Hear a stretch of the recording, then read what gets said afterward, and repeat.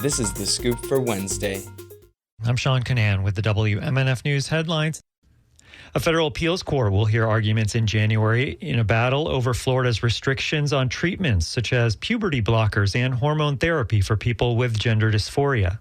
On Friday, the 11th U.S. Circuit Court of Appeals scheduled a hearing in a lawsuit filed by attorneys for a transgender man and the parents of transgender children.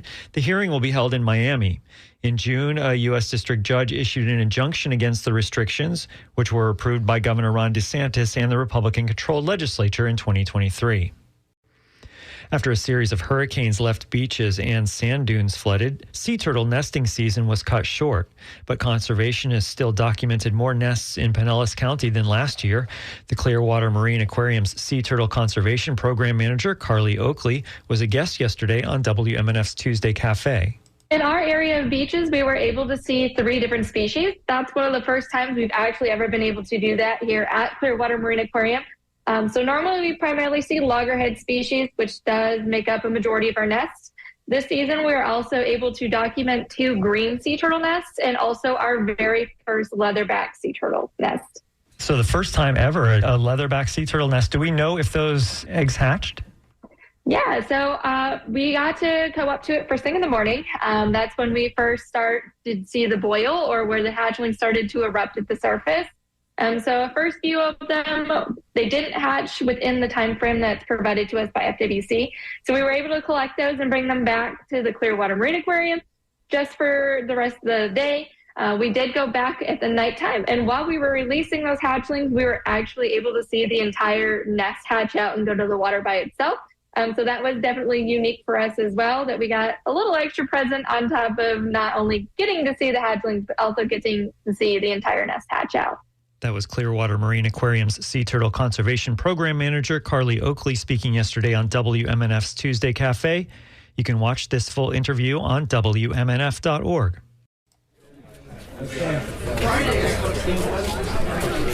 City leaders celebrated the opening of the MacDill 48 Park on a hot morning.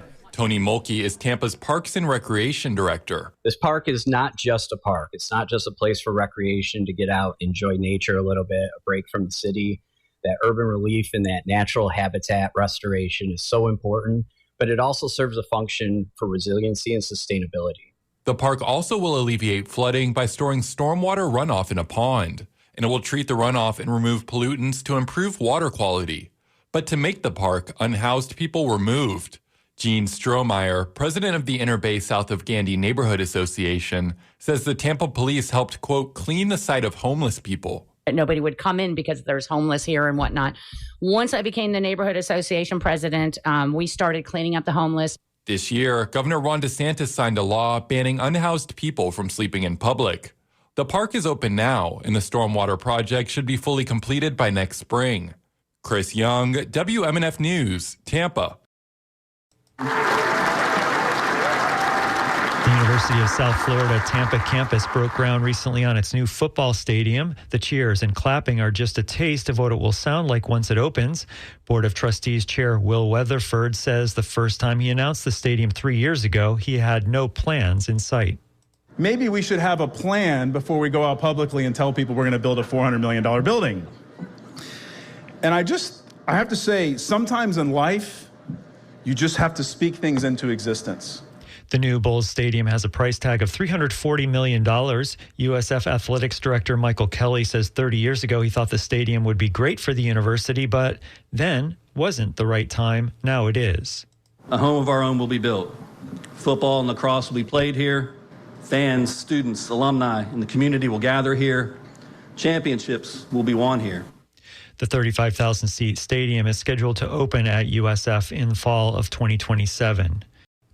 The Environmental Protection Agency is asking people to comment on modifications to the permit for an aquaculture project planned for the Gulf of Mexico off of Sarasota County. The Sarasota Herald Tribune reports a draft of the modified permit for the discharge of waste was issued about 2 weeks after Hurricane Milton made landfall near Siesta Key. The proposal by Ocean Era would raise fish in an offshore net pen. The deadline to comment to the EPA is November 25th. It will be hot and breezy today with highs in the mid-80s. Tonight, partly cloudy and breezy, overnight lows in the high 60s. Tomorrow, mostly sunny and hot with highs in the mid-80s. I'm Sean Canan with the WMNF News headlines. This is The Scoop, recorded at WMNF Tampa.